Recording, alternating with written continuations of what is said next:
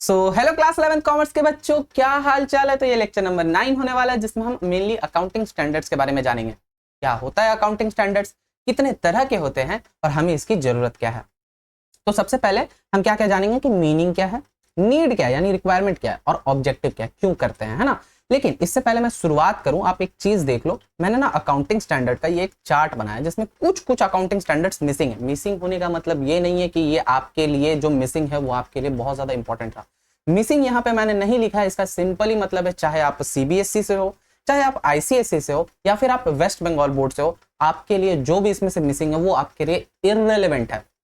आपको इससे ज्यादा पढ़ने की जरूरत नहीं है। अगर आप इतना भी दिमाग में रख लो, ये आपके लिए मोर देन इनफ है। मतलब यही है आपका सिलेबस, इससे ज्यादा कुछ है ही नहीं। तीनों बोर्ड के लिए मैं बोल रहा हूँ, आईसीएसई हो, वेस्ट बंगाल बोर्ड हो, चाहे आप सीबीएसई में हो, कहीं पे भी हो, ठीक है। और इससे पहले मैं वीडियो शुरू करूं, हे भगवान, जो भी ये वीडियो को लाइक कर रहा है उसको ज्यादा नहीं, सिर्फ एग्जाम में 2 मार्क्स दे देना। देख लो, टीचर हूं, टीचर का बात लग जाता है ना। तो सबसे पहले अगर वीडियो पसंद आएगी तो वीडियो को लाइक कर देना, बताना कि कैसा लग रहा है पढ़कर, है ना। तो अब देखते हैं अकाउंटिंग स्टैंडर्ड क्या होता है, जिसमें हम सबसे पहले मीनिंग एंड नीड की बारे में बात करेंगे कि हमें जरूरत क्या है। अब एक चीज समझो कि हम नाम से क्या लग रहा है, अकाउंटिंग स्टैंडर्ड्स। स्टैंडर्ड का मतलब क्या, first standard, second standard, third? अरे नहीं। तो स्टैंडर्ड क्या होता है, स्टैंडर्ड्स का मतलब होता है सेट ऑफ रूल्स। प्रिंसिपल का मतलब भी सेट ऑफ रूल्स और रूल्स का मतलब भी रूल्स होता है, ठीक है। तो सबसे पहले accounting standards are written statement of uniform rules, आ गया rules, guidelines and procedures issued by a recognized accounting body for preparation of financial statement in India. These are issued by ICAI, Institute of Chartered Accountants of India.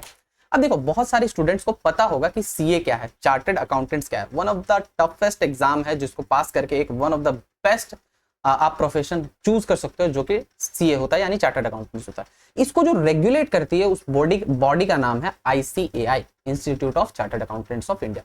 अब देखो, जितने भी आप accounting standards देखोगे, चाहे वो एएस हो या फिर इंड एएस हो, इंड एएस हो, आप इन दोनों में से कुछ भी देखोगे, जितने भी तरह के देखोगे, इसको मैनेज, कंट्रोल या जनरेट बनाता कौन है, पूरी तरह से इसका कंट्रोल किसके पास है, आईसीएआई के पास, institute of chartered accountants of India.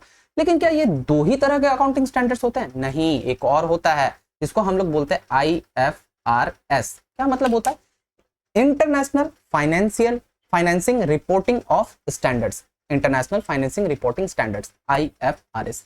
नाम से क्या लग रहा है, इंटरनेशनल, मतलब हाँ, ग्लोबल बेसिस पे। मतलब आप जितने भी out of the country, India के बाहर जितने भी कंट्री आप देखोगे, ऑलमोस्ट वो आईएफआरएस फॉलो करते हैं। ऐसा क्यों? क्योंकि ऑब्वियसली ये ग्लोबली रिकॉग्नाइज्ड है। आईएफआरएस जो है, एक सेकंड, अरे क्या हो गया, तो ये आईएफआरएस जो है ये ग्लोबली रिकॉग्नाइज्ड है, इसको ग्लोबली तरह से फॉलो किया जाता है। लेकिन इंड एएस क्या है भाई? अब इंड एएस पता है, आईसीएआई ना आईएफआरएस को थोड़ा बहुत कॉपी करके और इंडियन इकोनॉमी और इंडियन जियोग्राफिकल एरिया और टैक्स के हिसाब से उसमें थोड़े से चेंजेस करे और चेंजेस करके बना दिया Ind AS, Indian accounting standards. अब देखो, मतलब सिंपल क्या है, ये आईएफआरएस का ना सिंपल रेप्लिका है। रेप्लिका मतलब एक जैसा कॉपी, बस थोड़ा सा उसमें कुछ कुछ इंडिया के हिसाब से चेंजेस किया गया। तीसरा आता है अकाउंटिंग स्टैंडर्ड्स। अकाउंटिंग स्टैंडर्ड्स मतलब ये अकाउंटिंग स्टैंडर्ड्स ना बहुत बेसिक टर्मिनोलॉजी पे बात करता है, जो कि बहुत छोटे छोटे कंपनीज या फिर आप जो पढ़ते हो वो अकाउंटिंग स्टैंडर्ड के हिसाब से पढ़ते हो। लेकिन जब कोई बहुत बड़ा कंपनी, पब्लिक कंपनी, रिलायंस जैसा हो गया, अडानी जैसा हो गया, ये जब बड़े बड़े कंपनीज आते हैं तो वो इंड एएस फॉलो करते हैं, इंडियन अकाउंटिंग स्टैंडर्ड्स। ऐसा क्यों? क्योंकि इंड एएस ना बहुत ज्यादा क्लोजली रिजेंबल करता है किसके, आईएफआरएस का, ताकि आप ग्लोबली भी अपने बैलेंस शीट को यानी फाइनेंशियल स्टेटमेंट्स को मैच कर सको, कंपेयर कर सको। और आईएफआरएस जैसा मैंने बताया, आउटर ऑफ द कंट्री जितने भी कंपनीज हैं मोस्ट ऑफ द यही फॉलो करते हैं। हाँ, अब सिंपल डेफिनेशन क्या, accounting standards equal to rules for preparation of financial statement.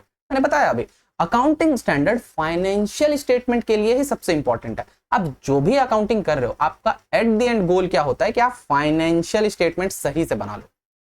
Financial statement के अंदर क्या आता है, ट्रेडिंग अकाउंट, पीएनएल अकाउंट और बैलेंस शीट। ये 3 चीज है जो कि आपके फाइनेंशियल स्टेटमेंट का पार्ट होता है। क्या सिर्फ ये 3 होता है? एक और होता है जिसको आप लोग कैश फ्लो स्टेटमेंट बोलते हैं। कैश बुक अलग होता है, cash flow statement. Cash flow statement अभी आप लोगों का नहीं है, वो 12th में आप लोगों को पढ़ने को मिलेगा।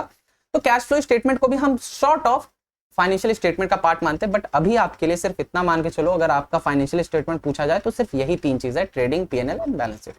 और ये सारे कंपनीज के लिए भी लागू होता है। ठीक है, अब देखो नीड्स या ऑब्जेक्टिव क्या होता है अकाउंटिंग स्टैंडर्ड का। पहला नीड क्या है, यूनिफॉर्मिटी होना चाहिए। यूनिफॉर्मिटी मतलब एक जैसा, ऐसा ना हो कि मैं कुछ और मानना शुरू कर दूं वो कुछ और मानना शुरू कर दे। अगर ऐसा होने लगा, मैं WDV के हिसाब से फॉलो कर रहा हूँ, क्या होता है नहीं पता, ठीक है ध्यान रखो, बस मैं कुछ बोल रहा हूँ कि मैं WDV एक रूल है मैं उसको मान रहा हूँ, वो SLM स्ट्रेट लाइन मेथड कुछ और रूल है उसको मान रहा है। इससे क्या होगा पता है, कंपैरिजन पॉसिबल नहीं हो पाएगा। तो अकाउंटिंग स्टैंडर्ड ना इस चीज को सॉल्व करता है। All company should follow same rules, comparison meaningful across the companies, ताकि सारे कंपनी एक जैसा फॉलो करे और कंपैरिजन पॉसिबल हो सके। ठीक है, रिलायबिलिटी, रिलायबिलिटी का मतलब अरे सिंपल सी बात है, आप अकाउंटिंग स्टैंडर्ड्स फॉलो नहीं कर रहे हो, मैं कैसे मान लूं कि आपका अकाउंटिंग सही है, कैसे मानूं? वही चीज, standardised statement are trustworthy, investor rely on them. अब अगर आपका अकाउंटिंग स्टैंडर्ड के हिसाब से कंप्लायंस नहीं है आपके अकाउंटिंग में, तो मैंने बताया था कि अकाउंटिंग ना सिर्फ एक इंसान या फिर ओनर के लिए ही रेलेवेंस नहीं होती, बहुत सारे लोगों के लिए होते हैं, गवर्नमेंट के लिए, बैंक्स के लिए, जो इन्वेस्टर है जो आप पे पैसे लगा रहे हैं उन सब के लिए, सबके लिए रेलेवेंस होती है। तो अगर आप अकाउंटिंग स्टैंडर्ड नहीं फॉलो कर रहे हो तो आप पे ट्रस्ट कैसे किया जाए? ट्रस्ट नहीं करेंगे तो इन्वेस्टर आप पे रिलाई नहीं करेंगे, मतलब आप पे भरोसा नहीं करेंगे। ट्रांसपेरेंसी, ट्रांसपेरेंसी का मतलब देखो अकाउंटिंग स्टैंडर्ड का मतलब क्या होता है पता है? अकाउंटिंग स्टैंडर्ड आपको हर एक चीज में ना क्लियर एक्सप्लेनेशन के साथ आपको हर एक चीज लिखने को बोलता है। ठीक है, मतलब हर एक चीज को ट्रांसपेरेंट रखने का आपको पूरा बोलता है। इस वजह से अगर आप ये नहीं करते हो तो आपका फुल डिस्क्लोजर आप इंश्योर नहीं कर पाते। आप हम ऐसा मान लेंगे कि आपने क्या क्या परचेज तो दिखा दिया लेकिन परचेज रिटर्न को नहीं दिखाया है, तो आपने कुछ ना कुछ झोल किया है अगर आप अकाउंटिंग स्टैंडर्ड फॉलो नहीं करते हो। तो no window dressing possible. Window dressing का मतलब होता है आप हेर फेर करना। ठीक है, प्रिवेंशन ऑफ फ्रॉड। अब मैंने ना एक चीज बताया, अगर आपने विंडो ड्रेसिंग किया, आपने एक्सपेंसेस को कम दिखाया, कम दिखाने के कारण पता है क्या हुआ? आपका प्रॉफिट बढ़ गया। अगर आपका प्रॉफिट बढ़ जाता है तो आपको नहीं लगता कि आपके लिए लोन लेना बहुत आसान हो जाएगा। सपोज आपने अपने एक्सपेंसेस को 2 लाख से कम दिखाया तो आपका प्रॉफिट ऑलमोस्ट 2 लाख से बढ़ जाएगा। अब 2 लाख से बढ़ जाएगा, जहां पे आपको बैंक 5 लाख का लोन देने के लिए हिचकिचा रही थी, अब आपका देखिएगा कि अरे इसका 2 लाख का तो ऐसे ही एक्स्ट्रा हो जा रहा है, तो अब शायद उसको वो लोन दे दे। तो यहाँ पे ना फ्रॉड होने की चांसेस बढ़ जाती है। इसी वजह से ये ट्रांसपेरेंसी रहे और फ्रॉड ना हो, इस वजह से अकाउंटिंग स्टैंडर्ड फॉलो करना पड़ता है। इन्वेस्टर का कॉन्फिडेंस, ऑब्वियसली ट्रांसपेरेंसी रहेगी, फ्रॉड होने का चांस कम हो जाएगा तो इन्वेस्टर का कॉन्फिडेंस आएगा। बेसिक चीज है। Standard statements build confidence in capital markets, basic चीज है। International comparison. अब देखो अकाउंटिंग स्टैंडर्ड, यहाँ पे एएस की बात नहीं चल रही, यहाँ पे ऑल ऑफ अकाउंटिंग स्टैंडर्ड्स की बात चल रही है। अगर आप अकाउंटिंग स्टैंडर्ड फॉलो कर रहे हो, स्पेशली अगर आप IFRS फॉलो कर रहे हो, IFRS क्या था? International financing reporting standards. ठीक है, IFRS जो कि क्या करता है? कन्वर्जेंस करता है, अलाउ करता है Indian companies to compare globally. IFRS क्या था? जो ग्लोबली ही एक्सेप्टेबल था, है ना? तो अगर आप IFRS फॉलो कर रहे हो तो आप ग्लोबली भी चेक कर सकते हो। हाँ, अब एक बात बताओ, ICAI मैंने क्या बताया? अकाउंटिंग स्टैंडर्ड्स कौन मेंटेन करता है, कौन उसको रेगुलेट करता है? Obviously ICAI। तो इसको एस्टैब्लिश किसने किया था? 1949 में पार्लियामेंट में एन एक्ट के थ्रू। ठीक है, रोल क्या होता है इसका? Issued accounting standards for India, issued also issue standards on auditing. ऐसे क्या होता है पता है? ऑडिट करके भी ना, जब आप लोग CA करोगे तो आप लोगों को पता चलेगा। अभी आप लोगों का शायद अगर कुछ आई गेस स्कूल्स में होगा, I guess auditing and ethics करके। ठीक है, तो वो अगर ऐसा कुछ होता है तो आपको पता चलेगा ऐसे क्या होता है। मतलब सिंपली है ना, ऑडिट के लिए स्टैंडर्ड्स बनाया जाता है। अब AS तो ऑलरेडी था तो उसको अकाउंटिंग स्टैंडर्ड्स था, उसको AS कर दिया। अब ऑडिट स्टैंडर्ड्स को तो AS वापस करेंगे तो कंफ्यूजन हो जाएगा, इसलिए इसको ऐसे कर दिया, स्टैंडर्ड्स फॉर ऑडिट्स। ठीक है, ऐसा और कुछ अलग है नहीं इसमें। क्या हो गया? हाँ, बॉडी अंडर। अब इसको कंट्रोल कौन करता है? पहला, ministry of corporate affairs, MCA और government of India. Body under मतलब ये जो ICAI है ये किसके अंदर है? यहाँ पे बात तो कर दिया गया है ICAI who issue accounting standards in India, ठीक है, लेकिन वो किसके अंदर है? वो है ministry of corporate affairs, MCA और गवर्नमेंट ऑफ इंडिया का। स्टैंडर्ड इशू, कितने तरह के स्टैंडर्ड इशू किया गया? AS1 से AS29 से। और कुछ भी अगर कुछ विड्रॉल हुआ है जिसमें मैं ये आपके लिए इररिलेवेंस है, मैं चाहूँ तो बता सकता हूँ, बता दूं? नहीं, कंफ्यूज हो जाओगे आप। Also issued end S for IFRS convergence. Convergence का मतलब क्या होता है? मतलब IFRS जो मैंने बताया ग्लोबली रिकॉग्नाइज किया जाता है, इंड एस उसी का कन्वर्ज वर्जन है, मतलब उसी का कंप्रेस करके उसमें हमने कुछ ट्विक्स किया है, कुछ चेंजेस किया और उसके बाद हमने इंड एस बना दिया। ठीक है, अब देखो पहला अकाउंटिंग स्टैंडर्ड्स में कुछ जो आपके लिए एग्जाम रिलेवेंट, सॉरी जो भी आपके एग्जाम रिलेवेंट है मैंने सारे यहाँ पे लिख दिया, जिसमें पहला आता है अकाउंटिंग स्टैंडर्ड 1 जो क्या बात करता है disclosure of accounting policies. Disclosure मतलब डिस्क्लोज करना है सारे सिग्निफिकेंट अकाउंटिंग पॉलिसीज को। मैंने इससे पिछले वाले क्लासेस में ऑलमोस्ट इसमें 90% चीजों को बता दिया, बट मैं फिर भी थोड़ा सा रिवाइज कर रहा हूं। अगर आप पिछले क्लासेस को नहीं देखे हो, आप पहले उसको देखो। हाँ, इसमें सिग्निफिकेंट अकाउंटिंग पॉलिसीज के बारे में बात करें। सिग्निफिकेंट का मतलब क्या होता है? अगर आपने 10 रुपए का कोल्ड ड्रिंक पिया, कहां से? आपने बिजनेस में से पैसा निकाला, 10 रुपए का कोल्ड ड्रिंक पी लिया, क्या वो सिग्निफिकेंट रोल निभाता है? बिल्कुल नहीं। लेकिन आपने 20 करोड़ का लोन लिया है कंपनी पे, क्या ये सिग्निफिकेंट नहीं है? हाँ बिल्कुल है। तो डिस्क्लोज करना है ऑल सिग्निफिकेंट अकाउंटिंग पॉलिसीज को जो कि आपने फाइनेंशियल स्टेटमेंट के लिए यूज किया। वैल्यूएशन ऑफ इन्वेंट्री, इन्वेंट्री को आप किस तरह से वैल्यू करोगे? तो how value closing stock, cost और एनआरवी विचएवर इज लोअर। जब मैंने पिछले क्लास में एक चीज बताया था प्रूडेंस के बारे में, प्रूडेंस क्या कहता है कि अगर आपका कॉस्ट है 10 रुपए का और एनआरवी मतलब नेट रियलाइजेबल वैल्यू, यानी आप अगर मार्केट में अभी बेचने जाओ तो 10 रुपए में तो आपने खरीद के लाया, क्या वो 10 में बिक जाएगा? नहीं, आप 8 में बेच पाओगे। तो वो 8 रुपए आपका एनआरवी हो जाएगा। तो आप किस में रिकॉर्ड करोगे? कॉस्ट जो आप 10 रुपए में खरीद के लाए, या फिर एनआरवी यानी जो मार्केट में आप बेच सकते हो वो? तो आप जो मार्केट में अगर कम में बेच पाओगे यानी 8 रुपए में, तो आप उस पर रिकॉर्ड करोगे।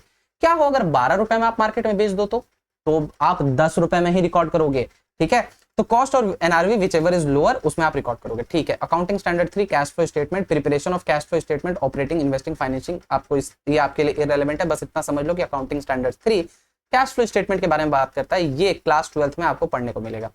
ठीक है, अकाउंटिंग स्टैंडर्ड 6 जिसमें डेप्रिसिएशन ऑफ अकाउंटिंग के बारे में बात करता है, जिसमें methods, accounting treatment for depreciation of fixed assets, जिसमें मैंने बताया आपको अभी WDV होता है, SLM होता है, मतलब रिटर्न डाउन वैल्यू और straight line method. Accounting standard 9 जिसमें रेवेन्यू रिकॉग्निशन के बारे में बात करें कि आप किस चीज को आप रेवेन्यू रिकॉग्नाइज करोगे, कैसे? अगर आपका प्रॉफिट आपको लग रहा है कि हाँ प्रॉफिट हो सकता है, क्या आप रिकॉर्ड कर लोगे? नहीं। लेकिन अगर हो गया है, क्रेडिट में आपने माल बेचा है, प्रॉफिट हुआ है, प्रॉफिट एक्चुअली में नहीं हुआ, आपने बस माल उधार में बेचा है, क्या पैसा मिला? नहीं।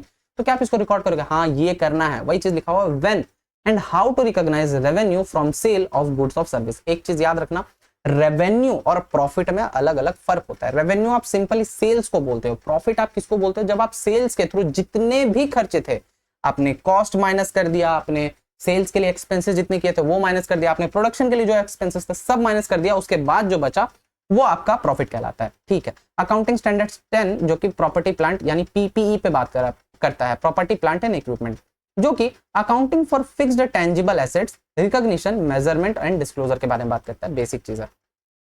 अकाउंटिंग स्टैंडर्ड 13 जो कि अकाउंटिंग फॉर इन्वेस्टमेंट्स के बारे में बात करता है, classification and value of investment in financial statement. Value और इन्वेस्टमेंट जो भी होगा उसको आप कैसे वैल्यू करोगे? क्या आपको वो पुराना हिस्टोरिकल कॉस्ट पे रिकॉर्ड करना है, परमानेंट आप या हर साल चेंज करो और हर साल उसका कॉस्ट में चेंजेस आ रहा है, आप उस पर रिकॉर्ड करोगे? क्या करोगे उसके बारे में बात करता है। ठीक है, अकाउंटिंग स्टैंडर्ड 16 बोरोविंग कॉस्ट, आपका बोरोविंग कॉस्ट क्या है, accounting treatment for borrowing cost, capitalise expenses. देखो यहाँ पे ना कुछ चीजें जैसे कि अकाउंटिंग स्टैंडर्ड 6 हो गया, अकाउंटिंग स्टैंडर्ड 3 हो गया, और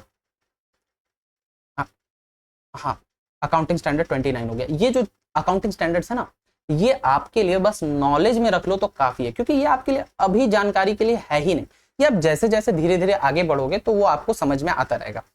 अकाउंटिंग स्टैंडर्ड 26 जो कि इनटेंजिबल एसेट्स के बारे में बात करता है। एसेट्स में ना टेंजिबल और इनटेंजिबल दो तरह के होते हैं। टेंजिबल किसको कहोगे? जिसको आप टच कर सकते हो, फील कर सकते हो, ऐसे एसेट्स। जैसे मैंने ये पेन, मैंने इसको टच कर रखा है, ये मेरे लिए एसेट्स नहीं है। हाँ, तो ये एसेट्स, मैं इसको टच कर पा रहा हूँ, ये मेरे लिए एसेट्स है। मेरा जो चैनल है, मेरा इस चैनल पे मेरा फेस का एक आइडेंटिटी है, मेरा एक गुडविल है, तो वो गुडविल भी एक एसेट्स है, लेकिन वो इनटेंजिबल है। मैं उस गुडविल को छू के नहीं देख सकता, है ना, तो वो इनटेंजिबल एसेट्स है। उसके बारे में कैसे आप रिकॉग्नाइज करोगे, अमोर्टाइज करोगे या फिर इनटेंजिबल? अमोर्टाइज ना डेप्रिसिएशन जैसा ही होता है, बस क्या होता है आगे देखेंगे, आगे समझना। ठीक है, लाइक गुडविल और पेटेंट। अकाउंटिंग स्टैंडर्ड 29 जो कि provision, contingent liability and assets के बारे में बात करता है। प्रोविजन क्या होता है, बैड डेट प्रोविजन क्या होता है, प्रोविजन फॉर टैक्सेशन क्या होता है, बहुत सारी चीजें हैं जो आपको धीरे धीरे समझ में आएगी। बस अभी ये चीजों को आप एक बार समझ लो, देख लो, जो भी करना है। और हाँ, एक चीज और, ये जो पूरा PDF है, मैं पूरा PDF डिस्क्रिप्शन में दे दिया हूँ, जिसको भी डाउनलोड करना आप वहां से कर सकते हो। और इसका जब एक पूरा वन शॉट में रिकॉर्ड करूंगा ना, मतलब इसके बाद वन शॉट ही आएगा, ये चैप्टर 3 का खत्म हो रहा है यहाँ पे। इसके बाद जब वन शॉट आएगा, वन शॉट में मैं पूरा वन शॉट आपको ऑडियो रिवीजन दे दूंगा चैप्टर 1, 2, 3 का, जो कि आई गेस आपको 20 मिनट में ना आपका 3 चैप्टर को रिवाइज करवा देगा। तो इससे क्या होगा, आपको चीजें रिवाइज करने में बहुत ज्यादा क्विक होगा और आसानी होगी। ठीक है, अब बात करते हैं IFRS क्या, international financial reporting standards, financial reporting standards. IFRS क्या होता है? ये ग्लोबल अकाउंटिंग स्टैंडर्ड्स है, issued by IASB, international accounting standards board, headquarters in London. इसका हेडक्वार्टर कहाँ पे है? लंदन में। ठीक है, the goal is one two set accounting standards. अच्छा एक बात बताओ, शुरू करता हूँ, एक बात बताओ बस, जो फादर ऑफ अकाउंटिंग क्या है, मतलब फादर ऑफ अकाउंटिंग हम किसको कहते हैं, इसके बारे में ना कमेंट करके मुझे बताओ। मुझे जानना है कि क्या किसने कितनों ने मेरा लेक्चर्स को अच्छे से देखा है। मैंने बताया था कि फादर ऑफ अकाउंटिंग किसको कहते हैं। आप लोगों का काम होगा कि आप इस चीज को कमेंट करके मुझे बताओ कि फादर ऑफ अकाउंटिंग किसको कहते हैं और वो भी क्यों। ठीक है, हाँ, तो accounting standard for entire world, so any investor anywhere can read and understand the companies account. IFRS क्यों बनाए? ताकि आप ग्लोबली किसी भी कंपनी को आप अच्छे से देख सको, चाहे आप किसी भी कंपनी को चेक कर रहे हो और उसको अच्छे से समझ सको, ताकि आप उस पर इन्वेस्ट करना है तो आप कर सकते हो। फुल फॉर्म पे आते हैं, इंटरनेशनल फाइनेंसिंग रिपोर्टिंग स्टैंडर्ड्स मैंने बता दिया है, इशू कौन करता है? International accounting standard board of London. ठीक है, ऑब्जेक्टिव क्या है? One global set of accounting standard for across border investment and comparison के बेसिस पे अडॉप्ट कौन कौन करता है? गैप, जनरल अकाउंटिंग प्रिंसिपल, ऐसी कुछ है इसका नाम, मुझे अभी एग्जैक्टली याद नहीं आ रहा। ठीक है, गैप आप लोगों के लिए अगेन ये जो चीजें हैं, दे यूज गैप, ये शायद general accounting, American accounting principle, ऐसे ही कुछ है। ठीक है, इसका जो कि 140 कंट्रीज पे है, इंक्लूडिंग EU यानी European union, Australia, Canada, north USA, क्योंकि USA कौन फॉलो करता है? गैप फॉलो करता है। जनरल अमेरिकन अकाउंटिंग प्रिंसिपल ऐसे कुछ करके है, आप लोग एक बार चेक कर लेना, है ना, फुल फॉर्म। इंडियन स्टेटस क्या है? India has not fully adopted IFRS चूंकि हर पूरे ग्लोबल में हर देश ऑलमोस्ट फॉलो करते हैं, चाहे आप दुबई ले लो, चाहे आप अमेरिका ले लो, या फिर आप UK ले लो, ऑलमोस्ट क्या है? IFRS फॉलो करते हैं। लेकिन सिर्फ और सिर्फ इंडिया और कुछ ऐसे स्पेसिफिक कंट्रीज है जो कि इनको फॉलो नहीं करते हैं, और वो क्या करते हैं, इसी वजह से हमने क्या किया, इंस्टेड ऑफ कन्वर्ज कर दिया उसको, इंड AS बना दिया और हमने इंड AS फॉलो करना शुरू कर दिया। ठीक है, IFRS वर्सेस इंड AS क्या क्या होता है, डिफरेंस क्या है इन दोनों के बीच में? पहला तो इशू कौन करता है इसको? ICAI, किसको? इंड AS को।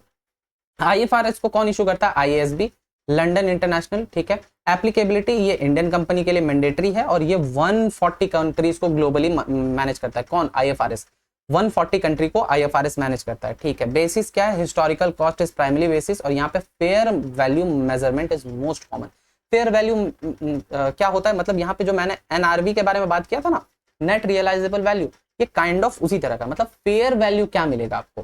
ठीक है, नंबर ऑफ स्टैंडर्ड्स यहाँ अकाउंटिंग स्टैंडर्ड 1 से लेकर 29 के बारे में 29 तक है। यहाँ पे IFRS 2 IFRS 17 तक है, और यहाँ पे IAS करके भी है जो कि 41 तक जाता है, 1 से 41 तक जाता है। फ्लेक्सिबिलिटी क्या है इसमें? कुछ फ्लेक्सिबिलिटी मिलता है क्योंकि ये इंडियन के हिसाब से बनाया गया है, Indian climate, Indian taxation system और बहुत सारी चीजों को लेकर बनाया गया, तो इसमें कुछ फ्लेक्सिबिलिटी मिलती है, लेकिन इसमें फ्लेक्सिबिलिटी नहीं मिलती। फ्लेक्सिबिलिटी का मतलब आप कुछ चीज चाहो तो छोड़ सकते हो, कुछ चीज चाहो तो करो, नहीं मने मत करो, थोड़ा मिलता है। ये नहीं कि आपको मन नहीं कर रहा तो ये नहीं करोगे, आप कैश फ्लो ही नहीं बनाओगे, आप बाकी चीजों को बनाओगे नहीं, बैलेंस शीट नहीं बनाओगे, तो ऐसा नहीं कर सकते।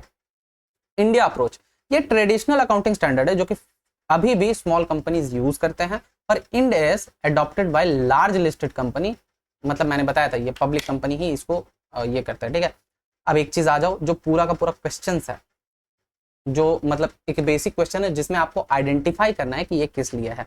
तो पहला, which body of accounting standards in India, कौन ऐसा है जो कि कौन ऐसा बॉडी है जो कि अकाउंटिंग स्टैंडर्ड्स को मैनेज करता है? मैंने बताया था CA को जो रेगुलेट करती है कौन है? ICAI, institute of chartered accountants of India. कौन सा अकाउंटिंग स्टैंडर्ड डील करता है वैल्यूएशन ऑफ स्टॉक पे? आ जाओ, कहां पे था? हाँ, ये तो डिस्क्लोजर और अकाउंटिंग पॉलिसीज, ये देखो इन्वेंट्री पे था। तो यहाँ पे ना देखो, क्लोजिंग स्टॉक के बारे में बात कर रहा है, क्या यही नहीं बोला जा रहा है? देखो तो वैल्यूएशन ऑफ क्लोजिंग स्टॉक है ना, तो हाँ, ये accounting standard 2 inventory, valuation of inventory cost और NRV व्हिचएवर इज लोअर। ठीक है, what is the full form of IFRS और कौन इशू करता है? IFRS कौन इशू करता है?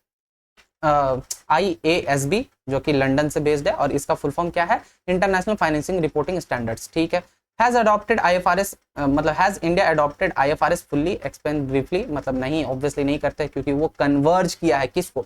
IFRS को इंडियन अकाउंटिंग स्टैंडर्ड ने कन्वर्ज करके इंड AS बनाया। ठीक है, विच है accounting standards requires closure of accounting policies, disclose कौन करता है? Accounting standard 1, disclosure of accounting policies. Why are accounting standard needed? For uniformity, comparability, reliability and transparency of financial statement across all companies. अब देखो, यहाँ पे तुम्हारा ना chapter number 3 खत्म होता है। यहाँ पे चैप्टर 3 भी जो तुम्हारा था पूरा का पूरा सब कुछ खत्म होता है। अब हम लोग बेसिक जर्नल एंट्रीज पाएंगे, जिसमें अगर आपने जो पास्ट लेक्चर्स जिसमें मैंने बेसिक टर्मिनोलॉजी के बारे में बात किया, अकाउंटिंग का बेसिक टर्म क्या होता है, एसेट्स क्या होता है, लायबिलिटी क्या होता है, कैपिटल क्या होता है, रेवेन्यू क्या होता है, ये सब जो बेसिक टर्म्स है मैंने जो बताया है, अगर आप वो नहीं जानते हो तो इसके नेक्स्ट लेक्चर आपके लिए बहुत ज़्यादा बेकार होगा, बहुत ज़्यादा कंफ्यूजिंग हो जाएगा आपके लिए। तो आप पहले इसका पुराना लेक्चर देखो, या फिर इसका जो वन शॉट आने वाला है आप वन शॉट पूरा देख लो। आपको अकाउंटिंग का जो नेक्स्ट होने वाला है जो जर्नल एंट्री, वो आपको समझने में बहुत आसानी होगी। तो यहाँ पे मैं वीडियो को एंड कर रहा हूँ। वीडियो पसंद आई तो लाइक कर देना और कमेंट करके बताना कि फादर ऑफ अकाउंटिंग किसको कहते हैं और क्यों, और वीडियो भी कैसा लग रहा है ये भी बता देना। I am signing off.